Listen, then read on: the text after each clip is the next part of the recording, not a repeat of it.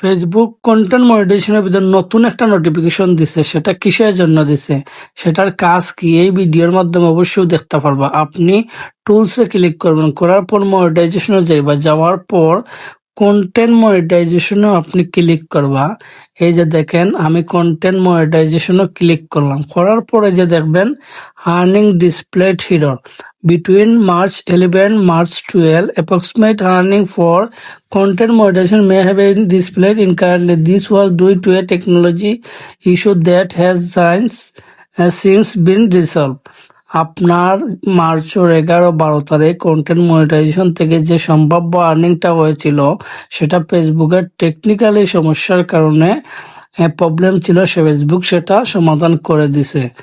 Your total expected earning were not affected and this will not affect your payout.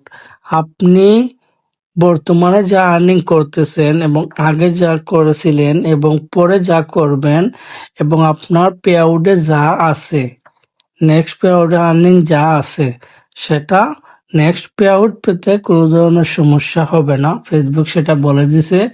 এই notification আসলে আপনি মন খারাপ করবেন না, আপনি নিশ্চিন্তা থাকবেন এবং এই ভিডিওটা শেয়ার দিয়ে অন্যকে দেখার সুযোগ করে দিবেন।